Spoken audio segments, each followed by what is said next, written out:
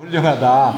그런 생각이 들었습니다. 어쨌든 여기서 석사학위 또 필요하면 박사학위 혹은 직장 하나님 섭리 안에서 잘 이루어갈 수 있는 그런 은혜가 있었으면 좋겠습니다.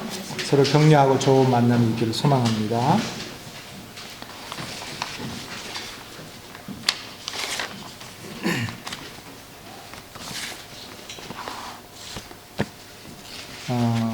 어느 날 D.L. 무디 목사님이 벽난로 앞에 앉아 있는데 한 청년이 찾아와서 이렇게 질문을 합니다.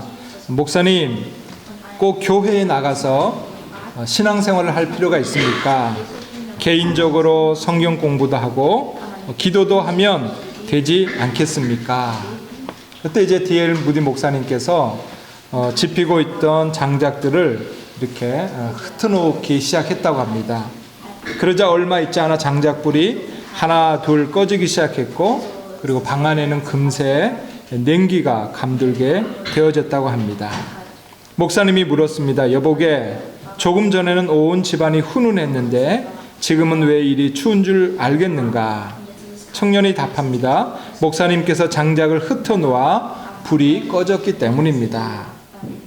무디 목사님은 다시 청년에게 이렇게 말했습니다. 교회도 그리스도인들이 모여야 하나님의 능력이 임하며 성령의 불이 타오르게 되는 걸세.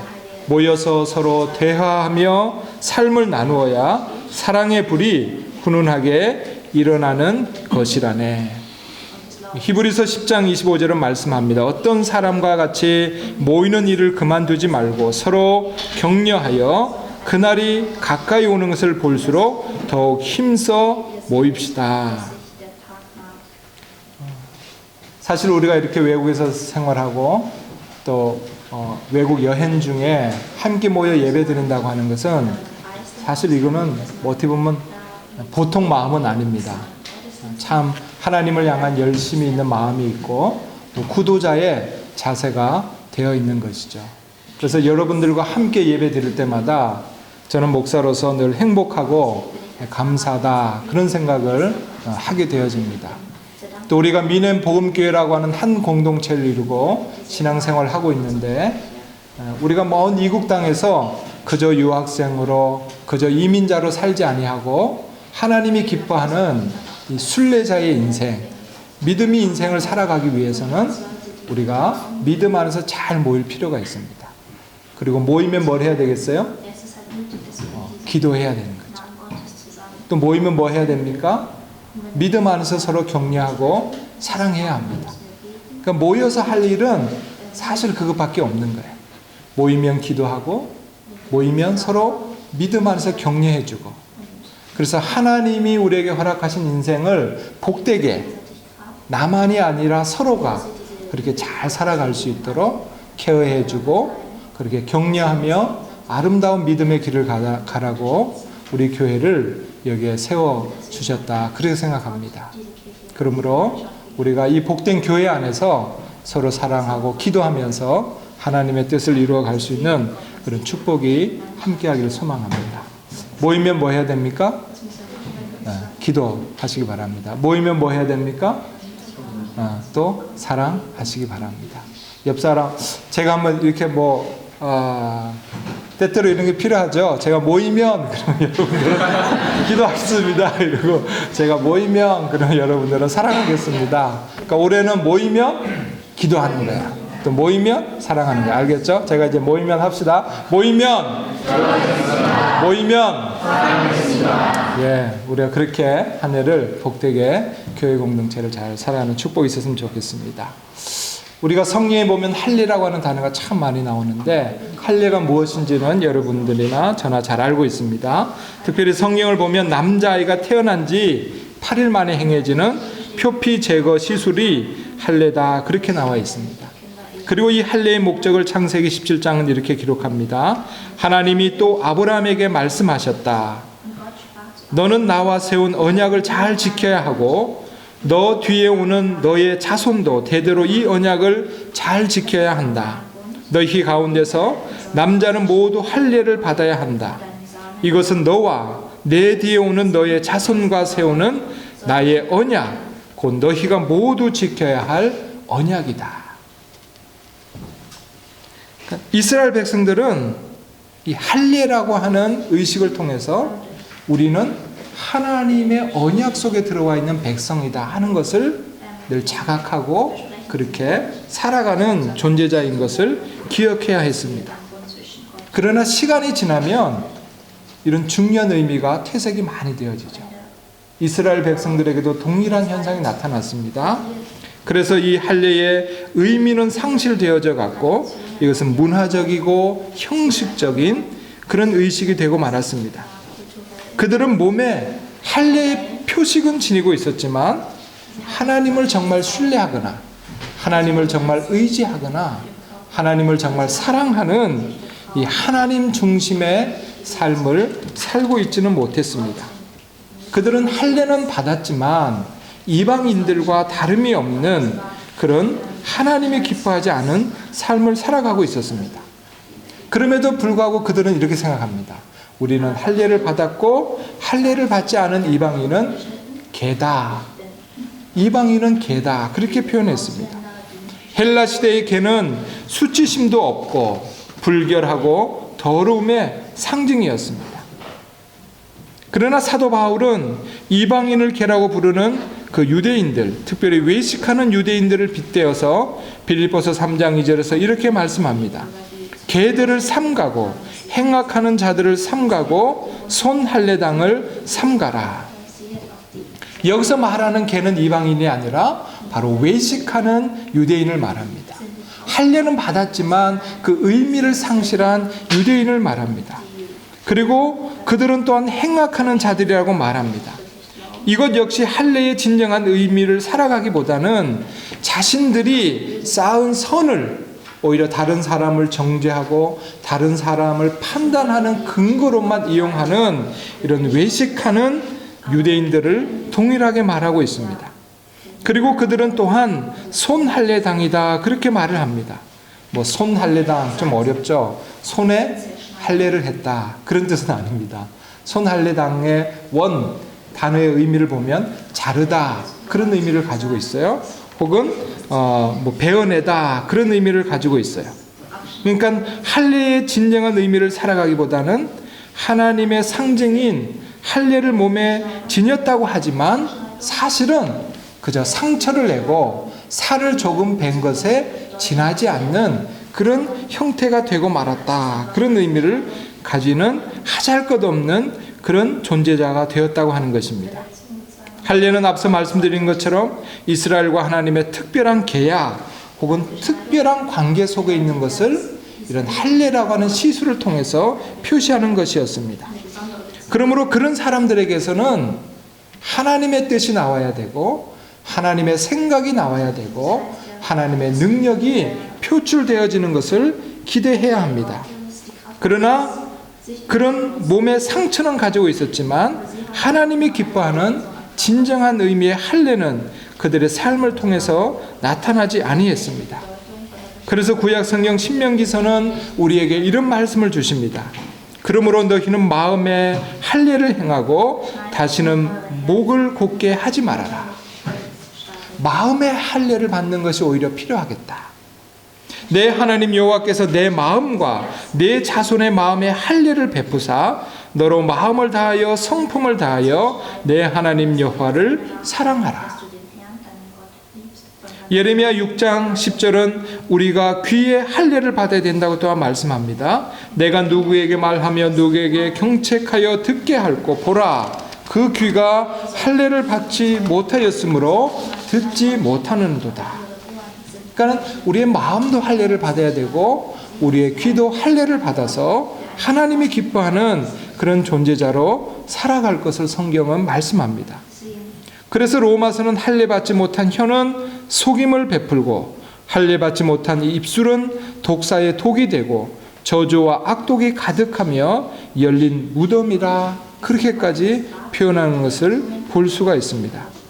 그러므로 사랑하는 성도 여러분, 우리의 마음이 할례를 받을 수 있도록 우리의 귀가 할례를 받을 수 있도록 그래서 하나님이 말씀을 주실 때 듣는 지혜가 있고 하나님의 말씀을 주실 때 그 말씀을 우리 가슴판에 새겨서 그 말씀을 살아가려고 노력하는 그런 성도의 진정한 의미가 저와 여러분들에게서 나타나기를 소망하는 것입니다. 그래서 참 할례를 받는 저와 여러분들이 되어지고 마음의 할례를 받아서 우리의 인생을 하나님께 헌신하며 살아갈 수 있는 그런 축복이 저와 여러분들에게 있기를 주님의 이름으로 축원합니다. 사도 바울은 좀 더 구체적으로 이렇게 얘기합니다. 너희들이 참 할례 가운데 있다면 너희들을 통해서 세 가지 현상이 나타나게 될 것이다. 우리 그 세 가지 현상을 이 한 해 동안 표현하면서 살아갈 수 있었으면 좋겠습니다. 빌립보서 3장 3절에서 이렇게 기록합니다. 하나님의 성령으로 봉사하며 그리스도 예수로 자랑하고 육체를 신뢰하지 아니하는 우리가 곧 할례당이라.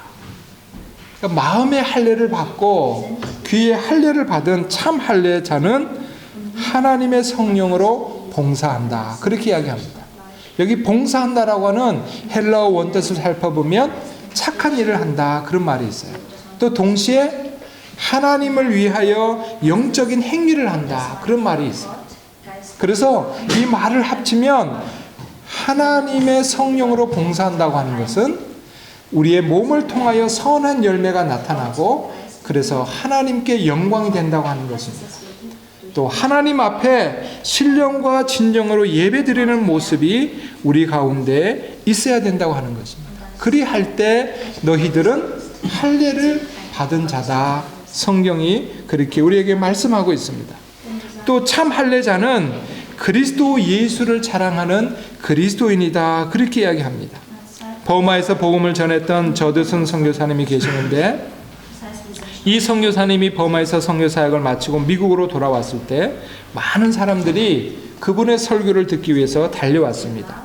사람들은 버마에서 기나긴 세월을 살며 겪었던 그 흥미진진한 그런 간증과도 같은 이야기를 기대했습니다.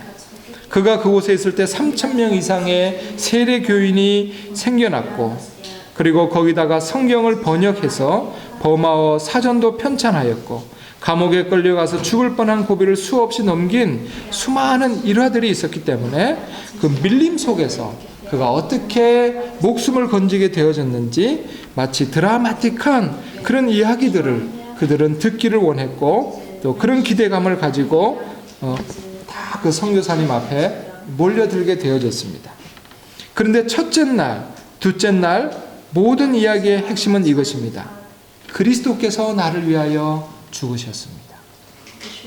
드디어 셋째 날이 되어졌을 때 사람들은 이제 기대했습니다. 오늘은 뭔가 새로운 이야기를 하시겠지. 그러나 선교사님은 다시 이렇게 이야기합니다.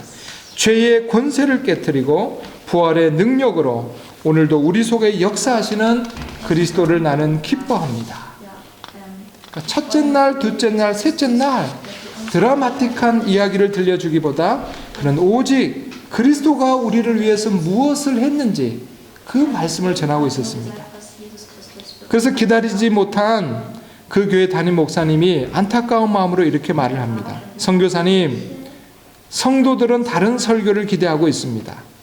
우리가 이미 잘 알고 있는 이야기 말고 선교사님이 겪으신 재미있고 극적인 이야기를 해 주십시오. 어때요? 우리도 좀 설교 모임 이야기 들으면 그런 거 기대하죠. 뭔가 듣지 못했던 이야기, 뭔가 막 아멘 할 수 있는 막 그런 짜릿한 이야기. 근데 이 선교사님이 그때 이런 말씀을 하십니다. 저에게는 영광의 보좌를 버리시고 나를 위해서 이 땅에 오셔서 십자가에서 죽으신 우리 주님 이야기보다 더 재미있고 더 감격스러운 이야기는 없습니다. 그러니까 오늘날 우리가 이거를 다시 한번 잘 되새겨야 될 겁니다. 나는 정말 그리스도를 기뻐하는 그리스도인인가? 나는 정말 그리스도의 보혈의 그 은혜를 감격하고 있는 그리스도인인가? 나는 그 이야기만 들어도 살아날 것 같고 그 이야기만 나도 다시 용기가 생기고 그리스도께서 나를 얼마나 사랑하셨고 그분이 나를 위하여 죽으시고 부활하셨다고 하는 그 이야기만 들어도 내 인생이 뭔가 하나님의 은혜 안에 있다고 하는 그 감격이 새로워지고 있는가? 그거를 회복하는 게 정말 우리에게 중요한 문제인 것 같아요. 이 그리스도의 은혜의 보좌의 축복을 우리가 기뻐하고 그 그리스도를 사랑하고 자랑할 수 있는 그런 한 해가 되어질 수 있도록 그 그리스도를 다시 발견하고 그 그리스도와 함께 살아가는 축복의 2016년이 꼭 되어졌으면 좋겠습니다. 막 다른 이야기 때문에 막 흥미진진해하고 뭐 기뻐하고 뭐 그럴 수 있죠. 그러나 항상 우리 믿음의 본질 속에 예수 그리스도 십자가의 은혜, 그게 항상 살아있는 그런 믿음의 은혜를 우리가 가지고 이 한 해를 꼭 살았으면 좋겠습니다. 마지막으로 참 할례 받은 사람은 육체를 신뢰하지 아니한다고 말씀합니다. 과거의 율법주의자들은 무엇으로 자랑했습니까? 내 몸에 상처가 있다. 내가 할례를 받았다. 그것으로 자랑했습니다.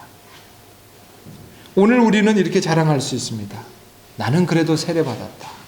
나는 그래도 11조 하고 있다. 나는 그래도 봉사하고 있다. 나는 그래도 이거 하고 있다. 나는 그래도 저거 하고 있다. 그런 것들로 육신의 신뢰를 쌓아가면서 하나님 앞에 나오지 말아야 된다고 하는 것입니다. 그거는 참 할례자의 모습이 아니라고 하는 것입니다. 그것은 내가 은혜를 감사하고 은혜를 기뻐하고 하나님이 주신 나의 재능을 선용하며 하나님의 영광을 살아가는 일부분이 되어야 되는 것입니다. 그것이 나의 신뢰의 그리고 자랑의 자리를 차지하게 되어질 때 우리의 진정한 신앙의 모습은 멀리 사라지게 되기 때문에 그렇습니다. 그래서 우리가 아까 찬양도 했지만 고린도전서 15장 10절의 말씀을 기억함이 참으로 마땅할 것입니다. 사도 바울은 거기서 이렇게 고백합니다. 나의 나 된 것은 하나님의 은혜로 된 것이니 내게 주신 그의 은혜가 헛되지 아니하여 내가 모든 사도보다 더 많이 수고하였으나 내가 아니요 오직 나와 함께 하신 하나님의 은혜로다. 나의 나된 이 인생의 모든 것은 하나님의 은혜로 된 것입니다. 우리가 그렇게 고백하고 그렇게 살아가는 축복이 저와 여러분들에게 꼭 있어야 하겠습니다. 사랑하는 성도 여러분, 2016년에 우리가 마음의 할례를 받은 사람으로, 귀의 할례를 받은 사람으로 참 할례자로 살아가는 은총이 있었으면 좋겠습니다. 육체를 신뢰하지 말고 나의 나됨을 하나님 은혜 가운데서 살아가는 그런 축복이 있었으면 좋겠습니다.